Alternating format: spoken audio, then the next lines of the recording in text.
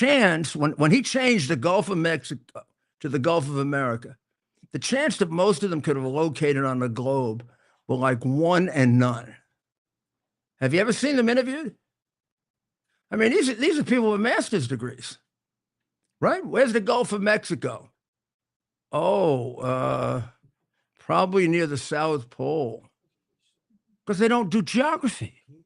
Geography? I don't need geography. I can just go on a Google map. And then they can't read Google Map, which is why they bump into your car. I mean, it's terrible. It's just terrible. So let's start on St. Patrick's Day. Before we show you some pictures of the parade, I'd like you to see in the background.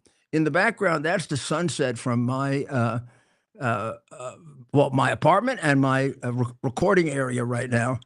That's the sun going down in the west. And the West. Okay, what's the West? The West is from Florida, right? It's the Panhandle. It's the Gulf of America.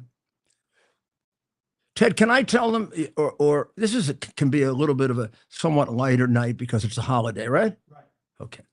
So I have a big mission, and I'm hoping President Trump isn't listening. And I'm hoping any of you who spy to President Trump on the things that I say on this show, good or bad, and they're almost always good. But some of them, because, every president, it's like Machiavelli, you have to read it, is surrounded by people with their own agenda. They'll try to go there and interpret something bad. But just be a good guy or girl and just shut up about this. So he has a globe. He has a globe at the golf course, a beautiful globe. When you walk in, man, I don't know if you like globes. I'll get out my globe sometime and we'll show it to you. No, I think Joe has to bring it. Joe, are you here now?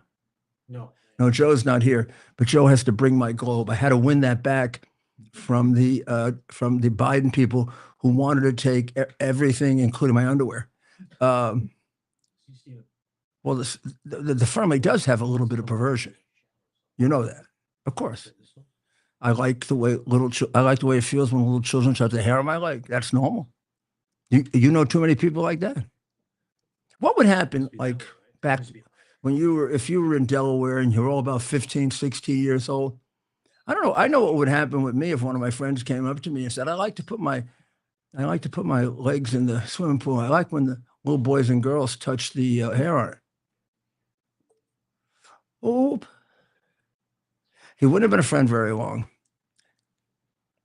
And everybody else in the neighborhood would have found out, particularly when he was walking around with his broken nose. I would have said, hey, pervert, you better cut it out. Maybe I would have straightened him out, right? But nobody ever straightened out Joe, and you know what happened.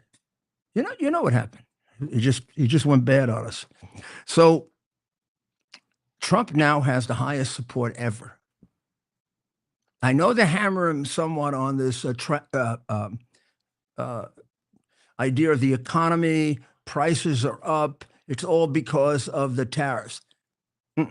If prices are up 5-6 months from now, maybe they're due to the tariffs. And probably we have to look to inside the Trump administration to find out why they're up. You want to be more pure than that? September. It takes about that amount of time for the policies of the other administration to work its way through. We're still spending their money. We're still on their spending. Everything we adjust, it doesn't get adjusted until September or so. Everything going on now is a result of the Biden budget, the Biden priorities, albeit a few things you can control. So I'll just give you an example. At this point in Reagan's presidency, people were already disappointed because, like Trump, they expected he's going to come in and it just doesn't work that way. Even if we were a more efficient government than we are, it couldn't work that way. Things got to play themselves out. It took Trump last time. He did it probably the fastest. By November and December, the economy was starting to come up again because he hit right at regulations, nothing else. And the shock effect of so many less regulations really brought business up. Reagan built a lot on the tax reductions. And it went back and forth as to whether or not they would pass because he had a big Democratic opposition to it. Didn't pass for a year and a half. And it wasn't until it started to become obvious that the tax reductions were going to take place, the economy turned around. A year and a half in, the economy didn't turn around. It boomed for the next 12 years. And of course, that was Morning in America and one of the great American landslides in American history. One state lost. He didn't actually lose it. He just didn't bother to contest it against Mondale. He could have taken it from him, but he was too much of a gentleman to do it.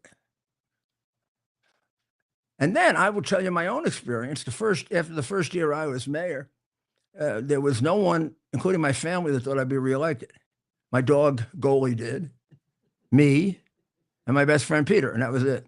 We used to sit together all alone in Gracie Mansion, everybody telling us all the things we did wrong, most of which turned out to be all the things we did right. And a year later, crime went down right away, but nobody would believe it. It took months and months and months and months of people seeing crime go down before they believed it. And you know what it really took, and we realized this, we had to show them crime going down in their neighborhoods. We could say 30% reduction in murder. But then they see somebody in their neighborhood jumping a kid to grab some lunch or something. And they'd equate that with high crime, which they should. So we decided that's where we came up, not with the broken windows theory, but with community policing and the idea you got to bring crime down, but you have to also make them see it. And that took about probably a year and a half. And when they saw it, it just cascaded on itself. And then they saw welfare go down from 1.2 million to 500,000. They saw unemployment go down from 10.5 to 5. They saw